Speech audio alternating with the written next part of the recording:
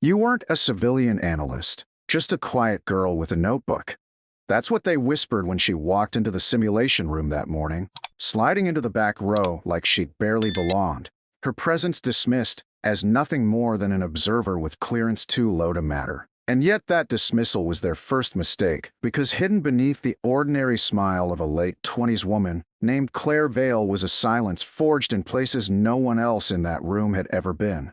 But before I tell you how her presence rewrote everything they thought they knew, let me ask you, if you agree that respect is something earned in silence, not demanded in noise, then like and subscribe, because what unfolds in this story is proof that sometimes the quietest one in the room carries the heaviest truth, the kind you don't see until it's too late to ignore.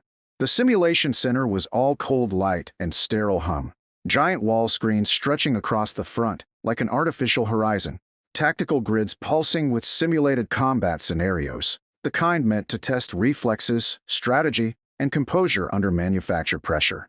Young operators, most of them fresh from officer school, leaned back in their chairs with that cocky mix of confidence and caffeine, bantering as they toggled screens, speaking in shorthand acronyms only they thought sounded impressive. Claire sat off to the side, pen poised, eyes steady, jotting notes in a plain leather journal that looked more like something a college student might bring to lecture than a piece of military analysis. To them, she was background noise, a civilian consultant pulled in for optics, maybe for a report that would sit unread in a Pentagon archive. One operator, barely 30 and already full of himself, elbowed another, nodding toward Claire with a smirk. She's probably writing a paper on leadership styles. Wait till she quotes us like we're philosophers. Laughter rippled softly through the rows, not malicious, but dismissive, the kind of laugh that cuts not because it's cruel, but because it doesn't care. Claire heard it, of course, but her face didn't change. She just kept writing, her eyes darting between their screens and the ceiling cameras overhead, cataloging details no one realized she was absorbing. Her hair was tied back neatly, her posture relaxed but deliberate, like someone who knew how to vanish in plain sight. It wasn't the first time she'd been underestimated, and she knew it wouldn't be the last. The simulation rolled on, explosions of red across the digital map as virtual units engaged in a contested zone, and every time a signal lagged or a protocol hesitated, the operators filled the silence with their own arrogance. Reset that module. No. Override it. We don't need to follow the manual, just brute force it through. Claire's pen didn't pause. She wasn't recording their brilliance. She was recording their blind spots. One of them, a lieutenant with too many ribbons for too few years, leaned back in his chair and finally turned toward her, smirk curling as he asked, "Hey, observer, you catching all this? Don't forget to mention how we saved the day again." She looked up at him just long enough for their eyes to meet. Not angry, not intimidated, just measured. "Every detail," she said softly, then returned to her notes. He rolled his eyes and muttered something under his breath about civvies who think they understand combat. No one noticed the smallest shift in her expression, the faintest trace of something between patience and warning. Outside the observation glass, the sky hung heavy with late autumn clouds, shadows spilling across the facility, but inside the room was all fluorescent buzz, the kind of environment where truth gets overlooked because appearances are too bright. They thought she was there to learn. They thought she was there to listen. And maybe she was. But Claire Vale had been listening long before this room, in places where silence was the only shield between life and loss, and where voices on headsets weren't games of bravado, but lifelines across fire. She remembered those voices, the way one wrong tone meant someone wasn't coming home. She remembered call signs whispered in dark terrain, hers among them. But she didn't speak of that now. She let the laughter run its course, let the arrogance settle. That's what she did best. She waited. Because she knew something none of them knew, something even the commander running the exercise hadn't realized. This wasn't just a drill. Somewhere inside the code, buried beneath the simulation architecture, a trigger had been left intact from a program she had written years before, one no one had touched, one no one but her even remembered existed. It wasn't a mistake. It was a contingency. And if it surfaced, the whole room would discover that the quiet girl with a notebook wasn't just an observer. She was the reason their screens could light up at all. For now, though, she just sat, her pen scratching across the page, silent while the room laughed, patient while they dismissed her, carrying the kind of history that doesn't shout for recognition but waits. Waits for the moment arrogance meets its match. Waits for the broadcast that will cut through their voices like thunder. Iron Valkyrie, code black engaged. They didn't know it yet, but the moment was closer than they thought. The simulation pressed on, screens flickering with digital artillery fire and automated enemy maneuvers. But behind the flashing overlays, the atmosphere was less about discipline and more about showmanship. Young operators barking into headsets like drill sergeants in training, each one louder than the last, as though volume proved competence. And through it all, Claire Vale remained still, her pen steady, eyes following patterns no one else cared to see. The rhythm of input delays, the timing of command errors, the hesitation between keystrokes that in a real operation would mean casualties. And when the lieutenant with too many ribbons miskeyed a maneuver order that wiped out an entire squadron in the simulation, the room erupted in laughter, the kind of cruel, easy laughter that masks fear. And someone leaned back in their chair, nodding toward Claire. "Hey, observer, why don't you fix it in your notes? Make us look good, right?" Another voice chimed in. "Yeah, maybe she can write the after-action report. The heroes of button mashing." More laughter, and Claire's gaze finally lifted, calm, steady, not a hint of flinch in her face as she replied quietly. "Heroes usually don't announce themselves first."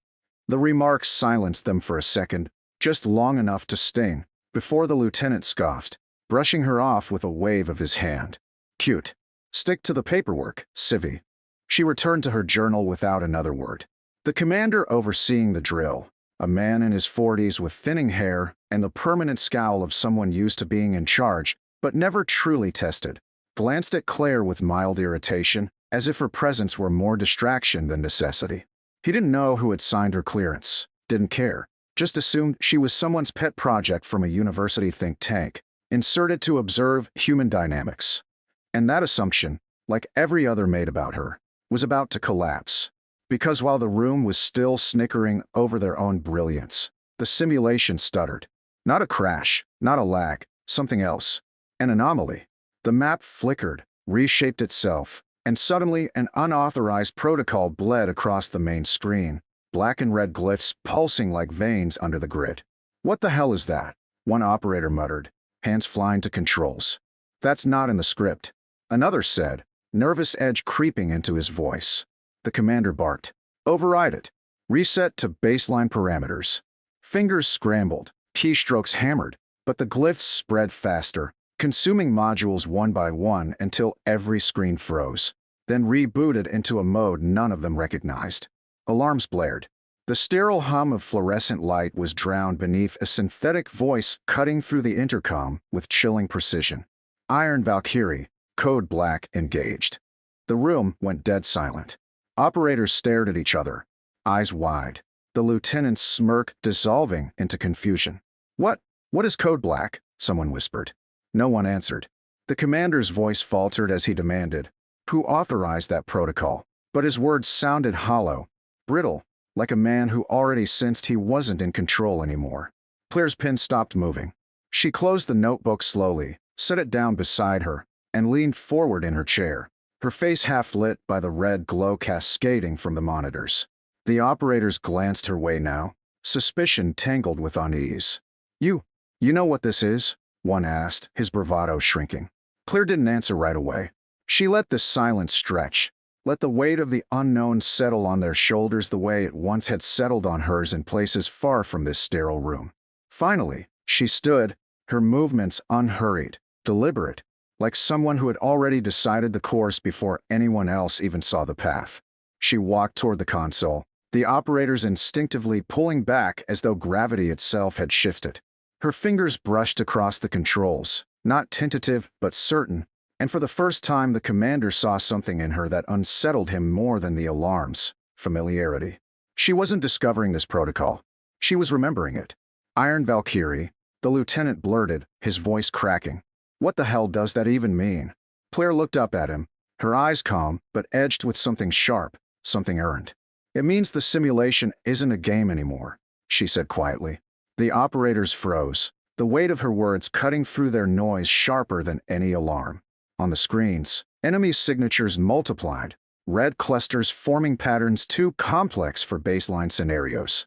Claire tapped a series of commands with a precision none of them possessed, instantly stabilizing half the failing modules. How? How do you know those controls? One whispered. She didn't answer, not yet. She didn't need to, because the broadcast was still echoing through the room, and the truth was already cracking their certainty wide open. Iron Valkyrie wasn't just a code. It was a ghost they thought buried, and the ghost was standing right in front of them. The alarms didn't stop. They only shifted, morphing into deeper tones as the system adjusted itself around the unauthorized sequence. And for the first time since the drill began, the operator's cocky rhythm cracked in a hesitation, their eyes darting between their consoles, and the woman, now standing at the center, her fingers sliding across the controls like a pianist revisiting an old piece of music, correcting errors before they appeared, anticipating threats the software hadn't even rendered. Yet, and as the room held its collective breath, the commander finally barked, his voice loud but strained. "Step away from that console, Miss Vale. This is an active breach." But the force in his tone was already hollow, because even as he tried to command, the screens obeyed her, not him, stabilizing one quadrant, recalibrating another, reducing simulated casualties by half in seconds. Actions too precise, too instinctive to be guessed. One operator whispered under his breath, she's running it like she's done this before." And Claire didn't turn, didn't flinch, only murmured back, "Because I have." Her words so steady they felt heavier than the alarms, heavier than the red glow that painted the room like an emergency no one had prepared for.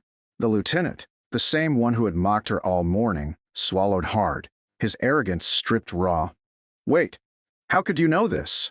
Code Black's not even in the manual." But his question was answered not by Claire, but by the sudden opening of the observation room door, the sound of polished shoes striking tile as a senior officer entered, his presence commanding silence before he spoke a word. Every operator shot to their feet instinctively, their spines stiff as steel, because they recognized him. Colonel Adrian Locke, the man who rarely appeared in training exercises, the man whispered about in the halls like a shadow of authority too high to be questioned. His gaze swept across the room, landing on Claire, and in that instant recognition flared in his eyes, the kind that cuts through years of silence. He didn't look surprised. He looked like a man who had been waiting. "Stand down," he ordered, and the alarms ceased, not because the system had obeyed him, but because Claire had already silenced them seconds before he spoke. He stepped closer, his voice calm but carrying weight. "You've all been laughing at the wrong person." The commander stiffened, defensive. "Sir, this woman has breached."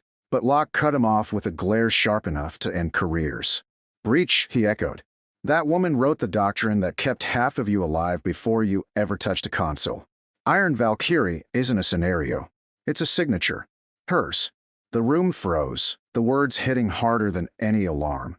And slowly, every pair of eyes turned to Claire, the quiet woman they had dismissed as a civilian observer, the one they had laughed at, the one whose notebook they had mocked, now revealed as something else entirely. The lieutenant's voice faltered. She's military?" Locke's lips pressed thin. Then he laid it bare. "Captain Claire Vale, Strategic Combat Systems, former Black Ops integration specialist, decorated for command under conditions so classified they're still sealed. The Iron Valkyrie protocol was her design, her failsafe for when systems failed, and lives hung in the balance. You've been running her playbook without even knowing whose name was written in its blood." The silence that followed was suffocating, thick with shame and awe, broken only by the soft hum of machines realigned by her hand. Claire didn't gloat, didn't smile. She simply straightened, her voice low but cutting through the weight in the room. "I didn't come here to relive it. I came here to see if you were ready. You're not." Her words landed like judgment, not cruel, not loud, just irrefutable truth. The commander's face drained, the operators shifted uncomfortably, and the lieutenant who had laughed the loudest now stood frozen, his mouth dry, unable to meet her eyes. Locke took one step closer, his voice rising not in anger but in command. "Remember this moment. Remember the silence you ignored, the observer you dismissed. Because when the broadcast came, She didn't hesitate. She never does. Claire picked up her leather notebook, tucking it under her arm, and as she turned toward the exit, she added one final sentence, spoken not as a threat, but as a reminder etched into the room like stone. Observing teaches you more than shouting ever will. Then she walked out, leaving behind a silence heavier than any reprimand, a silence the operators would carry longer than their careers, because from that day forward the name Iron Valkyrie was no longer a ghost in the code. It was the quiet woman they had mocked, the one who had reminded them that true strength doesn't arrive with noise, it arrives with certainty, and it changes everything.